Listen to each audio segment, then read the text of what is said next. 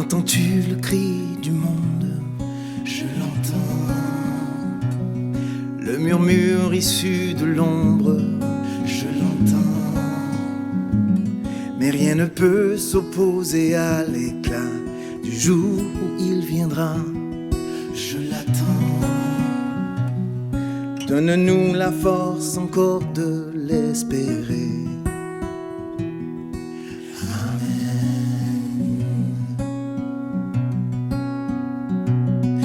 Entends-tu gémir la terre?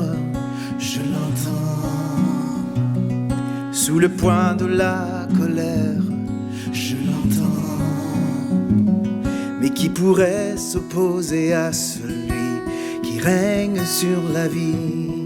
Je t'attends. Ta parole est notre force et notre chant. Amen.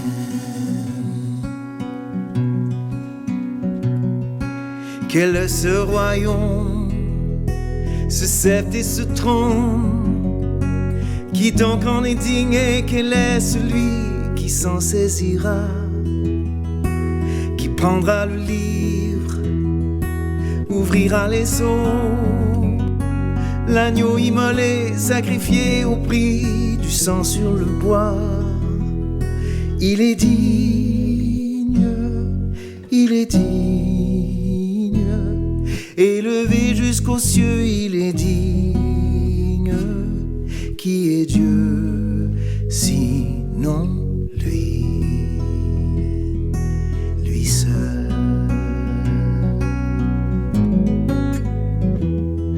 Entends-tu le cœur du Père? Je l'entends.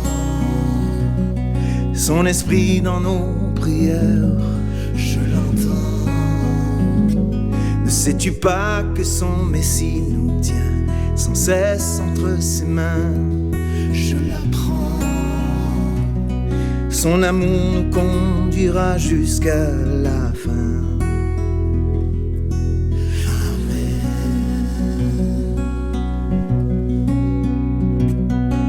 Quel est ce royaume, ce sceptre et ce trône? Qui donc en est digne et quel est celui qui s'en saisira? Qui prendra le livre, ouvrira les sceaux? L'agneau immolé, sacrifié au prix du sang sur le bois. Et dans son règne infini, nous régnerons avec lui. Les nations du monde, l'univers entier lui seront soumis. Il est digne, il est digne. Élevé jusqu'aux cieux, il est digne. Il est digne, il est digne. Christ est digne à jamais.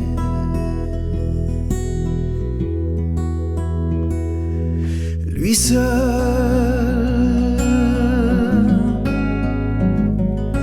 il est digne, il est digne. Amen.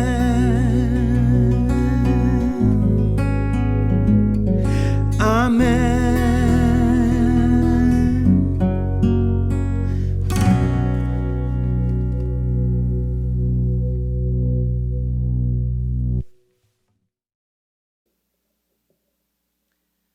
Bonjour à tous, bienvenue à l'Église du Havre de Gaspé. Ça fait vraiment plaisir de vous accueillir en ce beau dimanche, hein, soleil, un peu de chaleur. Et c'est plaisant, ça donne c'est le fun de se lever le matin puis d'avoir du soleil comme ça, surtout après plusieurs semaines pluvieuses. Et là, on peut respirer la belle température, fait que je vous encourage à passer le reste de la journée dehors. Attendre encore quelques minutes que ça termine, puis ensuite aller profiter du beau temps. Puis ceux qui sont dans la région, qui ne sont pas en ligne, ou profiter des beautés de la nature qui nous entoure. Ce matin, on poursuit notre série. En fait, je pourrais presque dire qu'on débute une série. La semaine passée, on a fait un peu une introduction sur qu'est-ce que les 10 commandements. Et au travers ces 10 commandements-là, on s'est posé la question, bien, c'est encore d'actualité? C'est encore bon? On doit-tu suivre les 10 commandements à la lettre? Qu'est-ce qu'on doit faire avec tout ça? Et on avait fait un peu cette introduction-là, alors qu'à partir d'aujourd'hui et pour les 9 autres semaines, on devrait prendre un commandement par semaine, puis passer au travers, puis regarder un peu les valeurs fondamentales qui se dévoilent au travers ces commandements-là. Si on pouvait donner une définition aux 10 commandements, on pourrait dire que c'est comme les principes ou les valeurs fondamentales, les principes fondamentaux ou les valeurs fondamentales de chaque individu qui entre en alliance avec, dans l'Ancien Testament, on peut dire Yahvé ou l'Éternel, avec Dieu. Donc, c'est comme, si on pouvait résumer ça assez facilement, 10 commandements, c'est des valeurs fondamentales que chaque individu, que chaque individu qui entre en relation, en alliance avec Dieu, doit d'adhérer. Sur la base de pourquoi les 10 commandements ont été institués pour le peuple d'Israël, c'est que sur la base de la rédemption ou de la délivrance du peuple de l'esclavage qui était en Égypte, Dieu les a délivrés. Qu'est-ce que Dieu fait? Il devient leur Dieu d'une manière un peu plus officielle, on peut dire, alors qu'il a toujours été le Dieu d'Abraham, d'Isaac et de Jacob. Mais il pose une alliance avec son peuple. Il propose une alliance, puis il demande une complète allégeance et une complète fidélité à sa personne puis à ses valeurs fondamentales. Puis au travers des 10 commandements, ce que Dieu fait, c'est qu'il démontre qui il est. Il démontre c'est quoi ses valeurs, quels sont qui il est, en fait. C'est ce qu'on apprend au travers des 10 commandements. Et ce que l'Éternel, ce que Dieu recherche de tous les aspects de la vie du croyant, c'est que le croyant qui croit en Dieu, qui fait une alliance avec Dieu, qui s'engage avec Dieu, c'est qu'il doit refléter la réalité de qui est Dieu et de ses valeurs. Est-ce que les 10 commandements sont dépassés? Est-ce que les 10 commandements, c'est encore d'actualité aujourd'hui? On va regarder ensemble le premier commandement. Avant de regarder le premier commandement, on a un peu les 10 commandements qui sont affichés derrière moi. Puis, j'osais tantôt pour ne pas le nommer, mais il me disait, dans le fond, tu pourrais faire ton message en 1 ou 2 messages. La façon dont Jésus résume les commandements, il dit quoi? Aime le Seigneur ton Dieu de tout ton cœur et aime ton prochain comme toi-même. Puis si on regarde les 10 commandements de la manière qu'ils sont rédigés, qui sont proposés de la part de Dieu, par Moïse, c'est qu'il nous montre les engagements qu'on doit avoir, les obligations qu'on doit avoir envers Dieu. Donc, aime le Seigneur ton Dieu de tout ton cœur. Jésus l'a résumé comme ça. Et il résume la deuxième partie, et aime ton prochain comme toi-même. Donc, les obligations envers l'humain. On doit être engagé envers Dieu, puis aussi envers les créatures que Dieu a faites. Donc, au travers de ça, on peut voir les valeurs fondamentales. Et ce matin, on va regarder le premier, qui est dans Exode, chapitre 20, versets 1 à 3. Le premier commandement. Alors Dieu prononça toutes ces paroles en disant, « Je suis l'Éternel, ton Dieu, qui t'a fait sortir du pays d'Égypte, de la maison de servitude. Tu n'auras pas d'autre Dieu devant ma face. » Premier commandement. Je suis l'Éternel, ton Dieu, tu n'auras pas d'autre Dieu devant ma face. Qui est Dieu? Qui est Dieu? S'il dit qu'il est l'Éternel, ton Dieu, qu'il est Yahvé, mais c'est qui ça? Qui est Dieu? Et déjà, en partant, il résume un peu qui il est par l'œuvre qu'il a fait. Il commence par montrer qu'il a libéré Israël de l'esclavage d'Égypte et il lui demande de vivre selon ses valeurs. Une des premières caractéristiques de Dieu qu'il donne déjà en partant, c'est qu'il est unique. Il n'y a pas d'égal, il n'y a pas de comparaison. Il est un, il n'y en a pas d'autre. Il est l'être qui contrôle la vie et qui contrôle aussi mes valeurs. J'aime la façon, parce que les 10 commandements, on les retrouve dans 3 livres dans l'Ancien Testament, mais j'aime la façon dont il débute les 10 commandements dans Deutéronome, chapitre 6, versets 4 à 5. Et pour ceux qui sont habitués un peu ou qui ont déjà vu un peu la culture juive, on a sur le bord des portes, des linteaux de porte, ou puis là, ça va dans les hôtels, n'importe où, les restos, les maisons. On a ça à l'entrée des maisons, en tout cas, même des chambres d'hôtel. Un petit... là, c'est vissé. À l'époque, c'était peut-être pas vissé, là, mais il y a comme un petit tube, là, plus ou moins aménagé dans un petit emballage. Puis là-dedans, il y a ce qu'on appelle le shema. Et ça, c'est comme la confession de foi du judaïsme. Et c'est ce verset-là qu'ils prennent, entre autres. Ils vont jusqu'au verset 9, c'est de 4 à 9, et ça, ils apprennent ça par cœur. Ils le savent tout par cœur. C'est comme ici au Québec, on appellerait ça notre petit catéchisme, là. Mais eux, c'est le Shema. Shema, mais ça ne se prononce pas Shema, mais enfin. Mais ça dit ceci.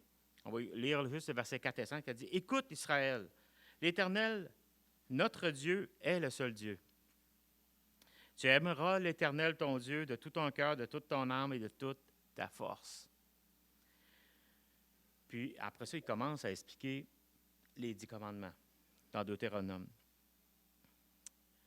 Selon la définition de Dieu, un Dieu, c'est un être puissant, premièrement partant, mais qui contrôle ma vie, mes valeurs, mes pensées, ma culture. Mon Dieu est ma motivation ultime. C'est comme ça que Dieu se présente à son peuple. Je suis l'Éternel, ton Dieu. Je suis le seul Dieu, celui que tu vas honorer de tout ton cœur, de toute ton âme, de toute ta force.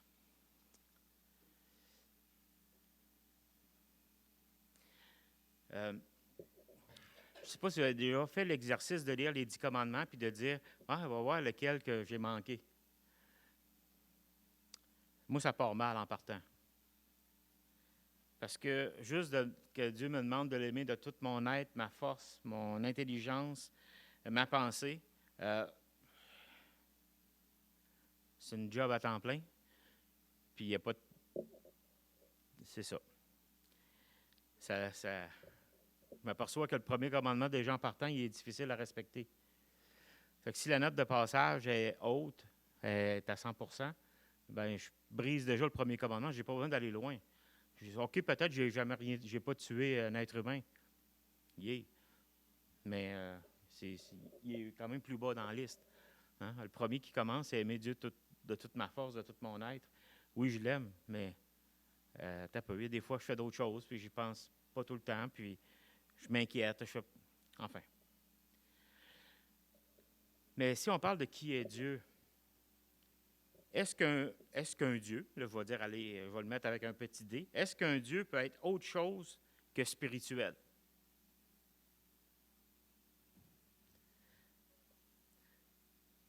Je vais vous donner des illustrations, vu qu'il n'y a personne qui bouge. Par exemple, la musique.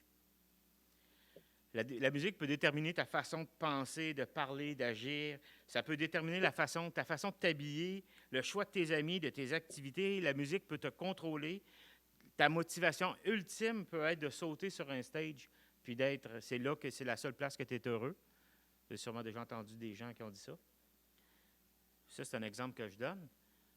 Mais la musique peut devenir ton Dieu. D'autres vont être contrôlés par la chasse, par la pêche, la télévision, leur groupe de travail, peu importe. Un Dieu, c'est ce qui te pousse, entre guillemets, à vivre. Une personne sans motivation ultime. Puis quand je dis sans Dieu, je ne parle pas nécessairement d'un être spirituel, mais sans motivation ultime, ça n'existe pas. Bien, si elle existe, elle a perdu tout sens à sa vie. Notre culture veut nous imposer son Dieu. Et si on retourne au moment où les 10 commandements ont été écrits, ont été donnés au peuple juif, bien, les dieux ou les cultures qui entouraient le peuple d'Israël, ils cherchaient à imposer leurs valeurs sur le peuple. Puis ils voulaient que le peuple bien, souvent quand ils étaient conquis, là, qu'ils vivent comme eux vivaient. Comme eux avaient comme style de vie particulier. Par exemple, en Égypte, lorsqu'ils étaient en Égypte, le peuple d'Israël, bien, un des dieux principaux, c'était Ra, qui était le dieu soleil, la source de vie et de mort. Les Égyptiens étaient contrôlés, ben, vous savez, les 12, 12 plaies d'Égypte qu'on appelle. Tu sais, souvent, c'est les magiciens qui interagissaient avec Moïse. Puis ces magiciens-là étaient au service des pharaons. Puis, tu sais, c'était toutes des puissances occultes qu'il y avait derrière ça. Mais aussi, lorsque le peuple d'Israël est arrivé en Canaan, dans la terre promise, avant que les peuples qui étaient installés là, puis qu'il y a eu des guerres, mais un des dieux qui était vraiment honoré là-bas, c'était Baal-Zébut. Vous avez peut-être déjà entendu ce nom-là. Mais si on regarde, qu'est-ce que ça veut dire Baal-Zébut? Je ne sais pas s'il y en a un qui le sait. Le maître des mouches. C'est assez particulier parce que dans certains peuples idolâtres, ce n'était pas nécessairement l'idée d'avoir une statue ou une forme qu'ils adoraient, mais c'était une puissance qui était derrière la forme. Et les mouches étaient connues comme l'animal, à l'époque, qui se reproduisait le plus rapidement. Et les Cananéens, ces peuples-là recherchaient beaucoup la richesse, le matérialisme, la productivité, la fertilité. Et c'est pour ça que c'est le Dieu, c'est comme le Dieu, le maître des mouches, celui qui était au contrôle de la fertilité, de l'abondance de ces choses-là. C'était assez particulier, mais c'était un des dieux qui était honoré parmi les Cananéens. Mais si on regarde dans notre culture d'aujourd'hui, les dieux qui sont honorés aujourd'hui ne sont pas différents de ceux du temps d'Israël. On a l'air plus intelligent, là, mais c'est la même affaire. Si on regarde le matérialiste, c'est quoi? C'est avoir plus. Ça devient un Dieu. Si on n'a pas la nouvelle affaire, si on n'a pas si on n'a pas tous les standards de la société au niveau possession, on n'est pas heureux. Puis quand on est rendu là, on ne l'est pas encore. Ça nous en prend toujours un peu plus. L'individualiste. L'individualiste, c'est pas nécessairement d'être égoïste à l'extrême puis se foutre des autres, non. Mais c'est de ne pas vouloir se soumettre à rien ni personne. Moi, mes affaires, ma vie, c'est mes affaires, c'est ma vie, c'est moi. Ça, c'est une forme d'individualisme. Mais tu peux être généreux dans ton individualisme. Je ne sais pas si vous comprenez ce que je veux dire. Mais l'individualisme, c'est une valeur de la société d'aujourd'hui. L'hédonisme. Vivre pour le plaisir, pour aujourd'hui, sans responsabilité, jouir du présent, puis, comme l'expression dit si bien au Québec, au diable reste. La culture moderne, elle veut imposer son Dieu. Puis là, je ne suis pas en train de dire qu'il y a une espèce de gouvernement en haut qui dit OK, le peuple va avoir tel Dieu. Je ne suis pas dans cette affaire de complot, de nommer qu'est-ce qu'il pourrait avoir comme complot. C'est juste les valeurs qui sont véhiculées dans la société. Le Dieu du Québec n'est pas l'Éternel, n'est pas Yahvé, n'est pas le Dieu de la Bible. Il y a un verset dans 1 Jean, chapitre 2, versets 15 et 16. Ça dit ceci. Je ne sais pas si je... Oui. N'aimez point le monde, ni les choses qui sont dans ce monde. Si quelqu'un aime le monde, l'amour du Père n'est point en lui, car tout ce qui est dans le monde, la convoitise de la chair, la convoitise des yeux et l'orgueil de la vie, ne vient point du Père, mais vient du monde. Regardez ce que ça veut dire. On parle de convoitise de la chair. C'est l'hédonisme. C'est vivre pour le plaisant, pour le présent, pour le plaisir, puis convoitise des yeux, le matérialisme. D'avoir tout ce que tu vois, tu le veux. L'orgueil de la vie, l'individualisme. C'est les mêmes dieux. C'est juste qu'ils n'ont pas nécessairement une petite forme de statue sculptée, puis on l'a pas sur un petit piédestal dans la maison ou avant d'entrer dans la maison, puis on ne se met pas à genoux devant. Là.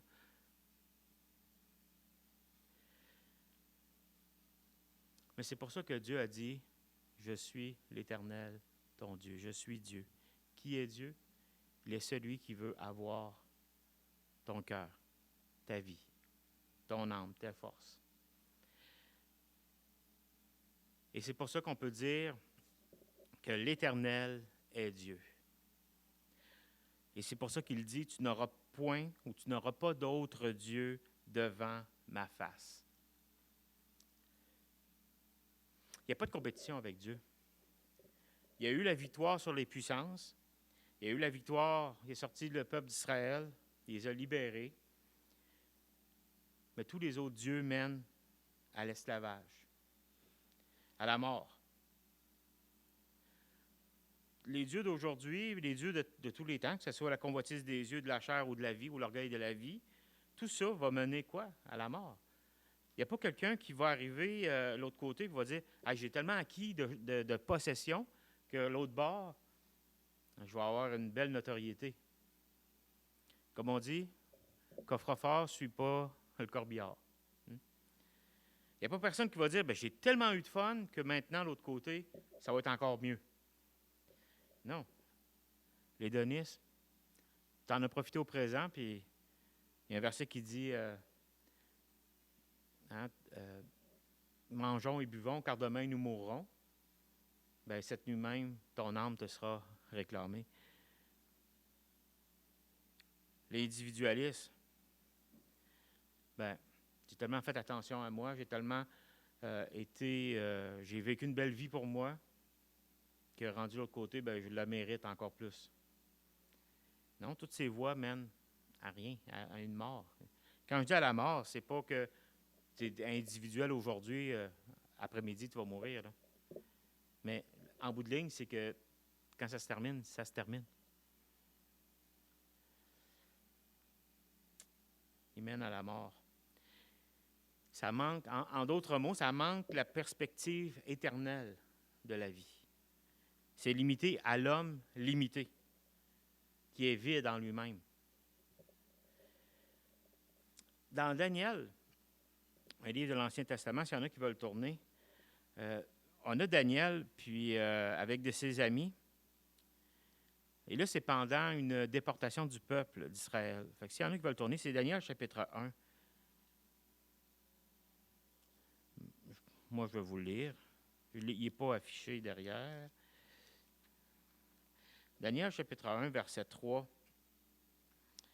Le peuple d'Israël a été envahi par les Babyloniens, par Babylone, puis ils ont ramené la bourgeoisie, on peut dire, d'Israël, ceux qui étaient en poste, en charge, les rois, par exemple, le roi, ils ont emmenés à Babylone. Ils ont laissé surtout les pauvres sur place pour qu'ils continuent à cultiver, puis que le pays ne devienne pas en friche, mais que...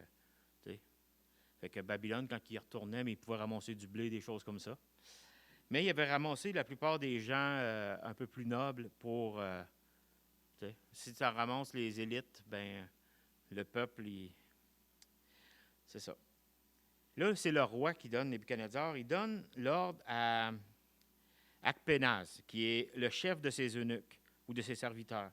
Il leur dit d'amener quelques-uns des enfants d'Israël de race royale ou de famille noble, de jeunes garçons sans défaut corporel, beaux de figure, doués de sagesse, d'intelligence et d'instruction, capables de servir dans le palais du roi et à qui on enseignerait les lettres et les langues des Chaldéens.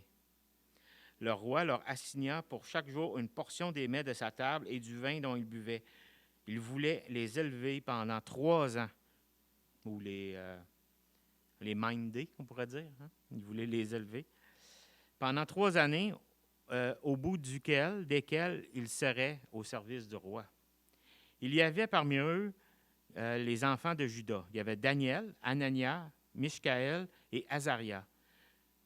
Le chef des eunuques leur donna des noms. À Daniel, celui de Belchazzar, à Anania, celui de Shadrach, à Mishkaël, celui de Meshach, et à Azaria, celui d'Abednego. Daniel résolut de ne pas se souiller par les mets du roi et par le vin dont le roi buvait. Et il pria le chef des eunuques de ne pas l'obliger à se souiller. Dans le contexte ici, c'est que la nourriture, ces choses-là, étaient souvent sacrifiées aux idoles des Chaldéens. Et Daniel a dit non, moi on veut avoir un peu la nourriture qu'on avait dans notre pays.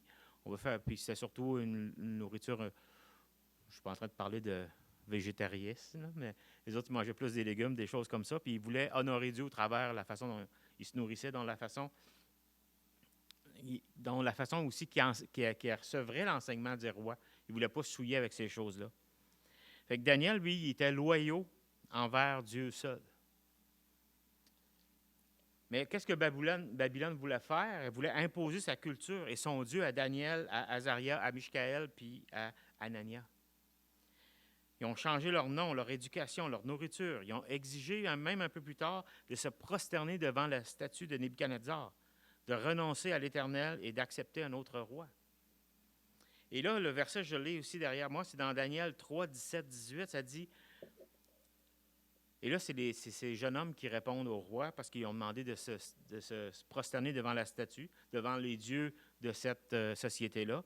Il dit, « Voici notre Dieu que nous servons peut nous délivrer de la fournaise ardente. » Parce que ceux qui adoraient pas le Dieu des Babyloniens, donc Nebuchadnezzar, ils ont dit qu'elle allait être mise dans une fournaise ardente. Fait que, qu'est-ce qu'ils disent? « Et il nous délivrera de ta main, ô roi. Sinon, c'est-à-dire que si Dieu ne les délivre pas, sache, ô roi, que nous ne servirons pas tes dieux et que nous n'adorerons pas la statue d'or que tu as élevée. » Eux aimaient mieux mourir que de changer d'allégeance et de loyauté envers un autre Dieu que le leur. Un Dieu qui était au centre de leur existence.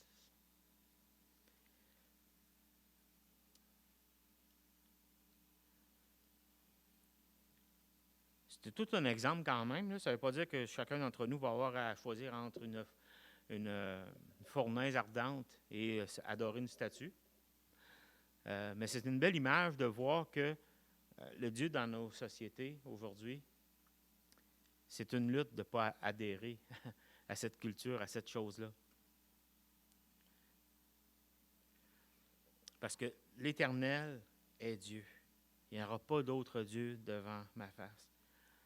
Souvent, lorsqu'on réfléchit puis on se dit, Dieu, tu sais, est-ce qu'il nous en demande beaucoup? Il n'en demande pas beaucoup, il demande tout.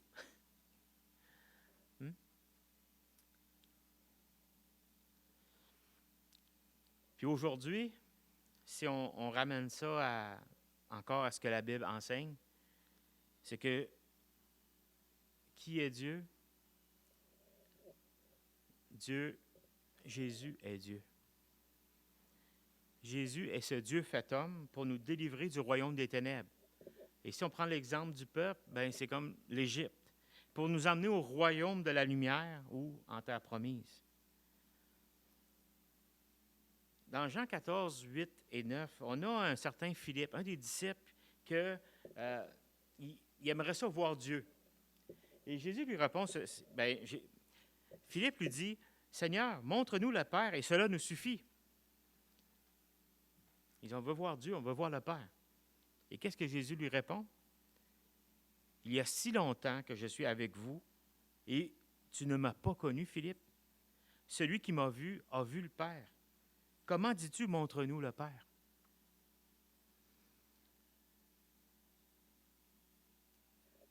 S'il y en a qui se posent la question, Jésus, as-tu déjà dit qu'il était Dieu? Il le dit là. Mais pourquoi qu'il disait ça? C'est parce qu'à ce moment-là, Philippe, puis il y avait Thomas aussi qui avait posé une question, il dit, « On ne sait pas où tu vas. Fait que comment veux-tu qu'on sache le chemin? » Parce que Jésus avait dit, « Je suis le chemin, la vérité et la vie. » Il dit, « Bon, mais comment qu'on peut savoir c'est quoi le chemin si on ne sait pas où tu vas? » Et Jésus parlait de la croix.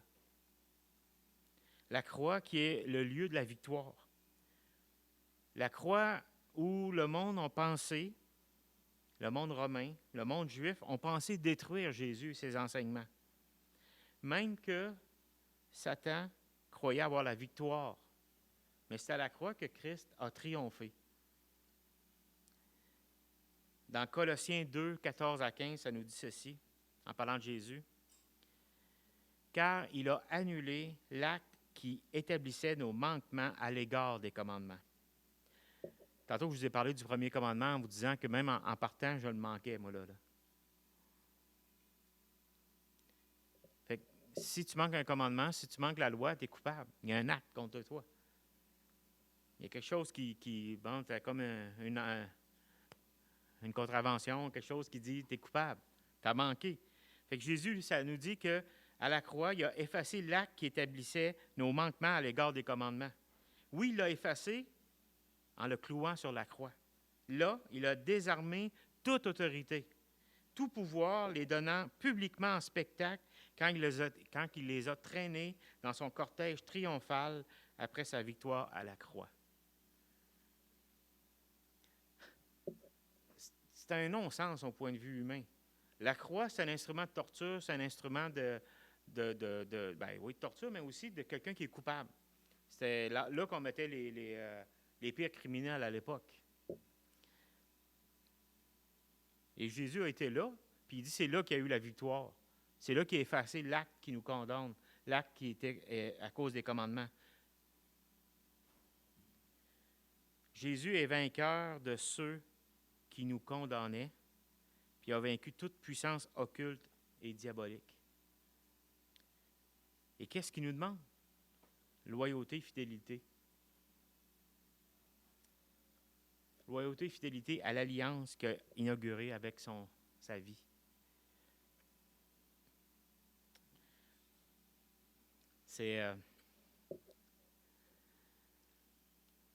Est-ce que les commandements sont encore actuels aujourd'hui? Les valeurs de ces commandements-là sont un peu plus actuelles. Ils n'ont pas été effacés, ces commandements-là. On pourrait terminer avec cette phrase, ou avec cette question. Qui est mon Dieu? C'est quoi ma motivation ultime?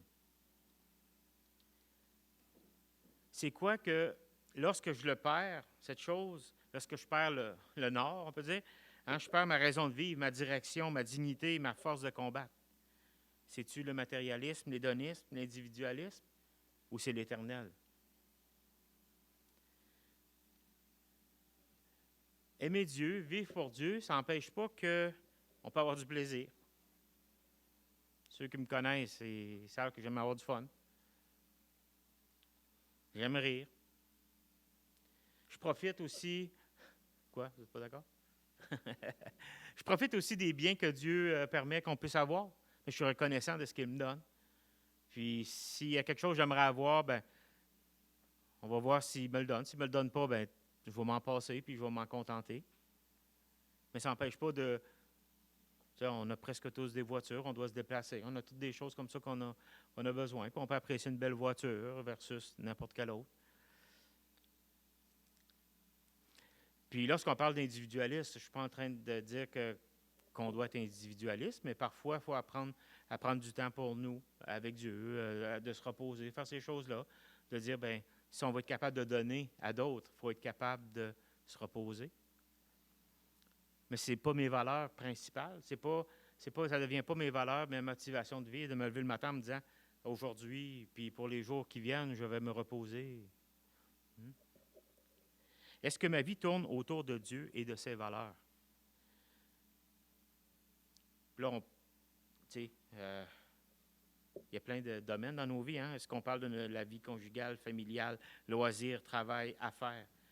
Comment ceux qui me côtoient me perçoivent-ils? Est-ce que je vis avec une allégeance complète envers Dieu?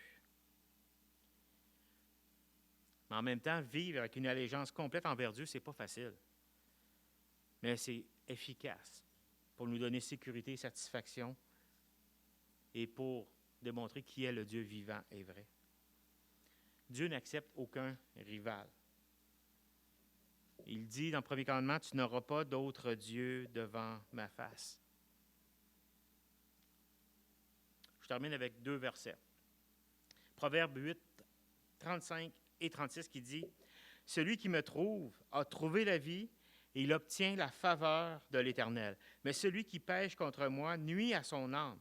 Tous ceux qui me haïssent aiment la mort. » Et un autre, beaucoup connaissent par cœur, Matthieu 6, 33, sans connaître la référence, mais on connaît. « Cherchez d'abord le royaume de Dieu et sa justice, et toutes ces choses vous seront données par-dessus. » Je l'aime beaucoup, celui-là. Si on met Dieu en premier, si on met la justice de Dieu en premier, c'est pas nécessairement qu'on va se promener en haillons avec un bâton, puis non, le reste, Dieu va s'en occuper. Il faut être fidèle et loyal à Dieu. C'est le seul vrai Dieu. C'est le seul vrai Dieu qui est là pour une vie libre, épanouie, puis une vie éternelle. Prions. Père éternel, merci pour ces commandements. Merci que au travers de ces commandements, on peut voir qui tu es, on peut comprendre quelles valeurs on doit mettre en application dans nos vies. Seigneur, ce matin, on a vu qu'au travers du premier commandement, que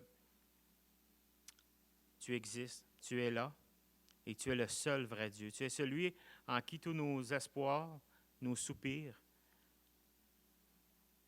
doivent être tournés. Merci que lorsque on met le royaume en premier, puis ta justice, mais tout le reste, c'est toi qui t'en occupes. Merci encore pour ces mots qui nous encouragent ce matin. Amen. Merci d'avoir été là, que ce soit en présence ou en ligne, et je vous souhaite une belle semaine à tous.